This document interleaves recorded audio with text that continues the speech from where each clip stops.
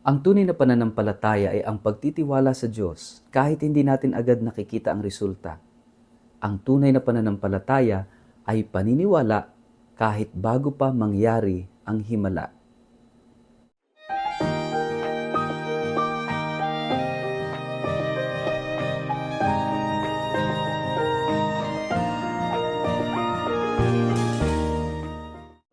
Ang mabuting balita ng Panginoon ayon kay San Juan. Pagkaraan ng 2 araw, bumalik si Jesus sa Galilea. Si Jesus na rin ang nagpatotoo na ang isang propeta ay hindi iginagalang sa sarili nitong bayan. Pagdating niya sa Galilea, ay mabuti ang pagtanggap sa kanya ng mga taga roon, sapagkat nasa Jerusalem din sila noong pista ng Paskwa at nakita nila ang lahat ng kanyang ginawa roon. Nagpunta muli si Jesus sa Cana sa Galilea kung saan ginawa niyang alak ang tubig. Sa bayan naman ng Capernaum ay may isang pinuno ng pamahalaan. Ang anak niyang lalaki ay may sakit at naghihingalo na. Nang mabalitaan niyang bumalik si Jesus sa Galilea mula sa Judea, pinuntahan niya ito at pinakausapang pumunta sa Capernaum upang pagalingin ang kanyang anak.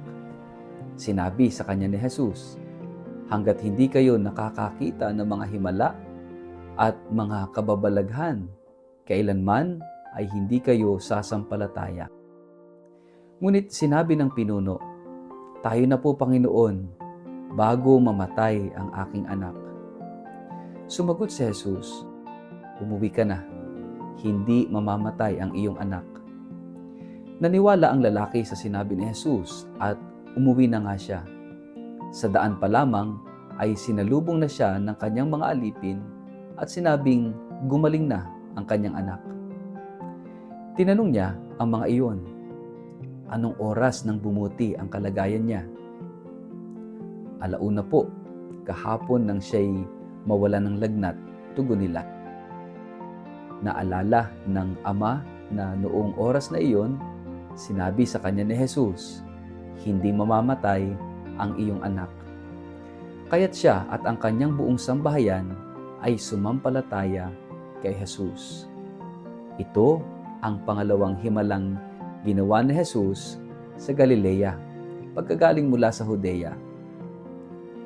Ang mabuting balita ng Panginoon. Word of the day, hear what God has to say.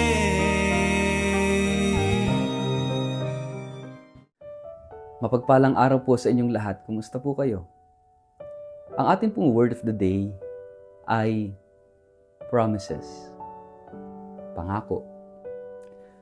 Marami ang nagsalita ng mga pangako sa atin, subalit napapako. Marami ang mga salitang hindi nagkakatotoo. Ngayong araw na ito, dinadala po tayo ng ating ebanghelyo sa isang kakaibang kwento ng pananampalataya at pagtitiwala sa mga salita at pangako ni Jesus. Ito marahil ang gustong ituro sa atin ng Diyos na ang tunay na sumasampalataya, kahit na hindi pa niya nakikita ang resulta, ang bunga ng kanyang pananampalataya, ay sasampalataya pa rin, kakapit pa rin. Kasi tayo madalas, gusto muna nating makita yung resulta. Gusto muna nating makita kung ano yung hinihingi natin bago tayo lubos na maniwala. Kung ganito tayo, hindi na tayo maniniwala.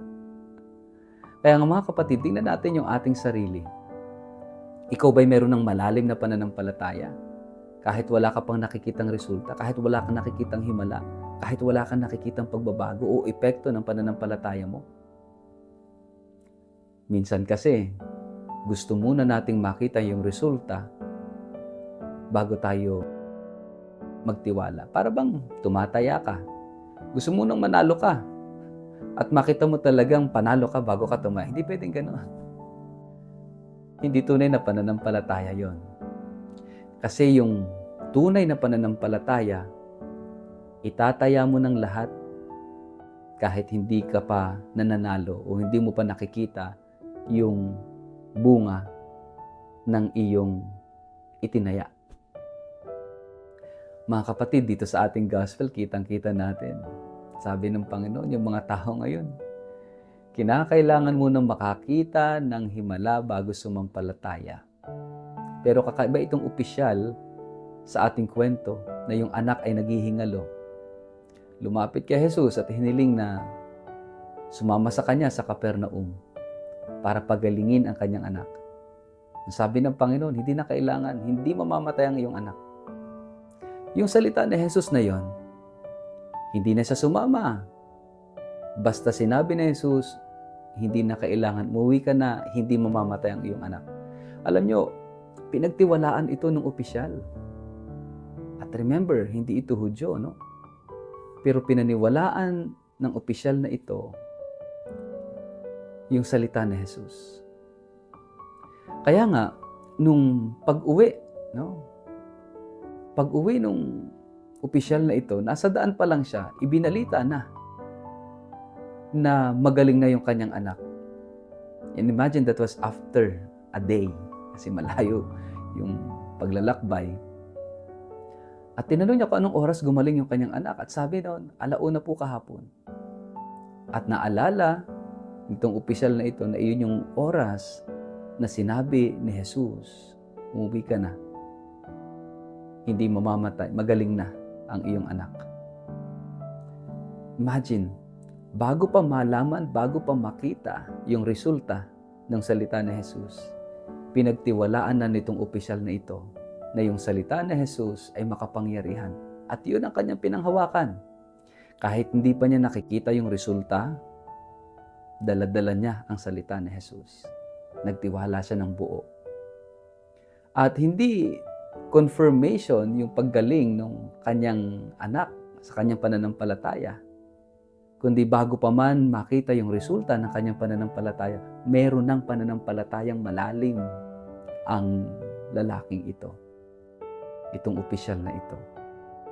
Mga kapatid, no? Sana rin po tayo magkaroon ng ganoon kalalim na pananampalataya, pagtitiwala sa mga pangako ng Diyos sa atin. Ano ba yung mga pangako ng Diyos? Napakarami. At ang pangako ng Diyos sa atin ay pagmamahal. Mahal niya tayo sa kabila ng lahat. Pangako niya yon. Kahit minsan, nakikita natin sa buhay natin, bakit ba para naman puro kamalasan? Bakit puro kahirapan? Bakit kung talagang mahal tayo ng Diyos, bakit ganito pa rin yung buhay natin? Kung mayroon tayong malalim na pananampalataya, yung pagmamahal na yon ay panghahawakan natin kahit na minsan humaharap tayo sa mga pagsubok at hirap ng buhay. Panghahawakan natin yung pangako ng Diyos, pangako ni Jesus na kaligtasan kung tayo magiging tapat sa Kanya. Kahit hindi pa natin nakikita yung buhay na walang hanggan, kahit hindi pa natin nakikita yung langit, magtitiwala na tayo sa Kanya na totoo ang Kanyang pangako. Kapag tayo ay naging tapat sa Kanya, kapag tayo nagsumikap na sumunod sa Kanya, mayroong pangako ang Diyos. Sa buhay na ito, hindi naman natin nakikita yung langit. Ano bang itsura ng langit? Meron tayo, naiisip na imagine natin ano yung langit. Ini-explain sa atin at kahit anong mga theological explanations, hindi natin totally ma-capture what is heaven, what is eternal life.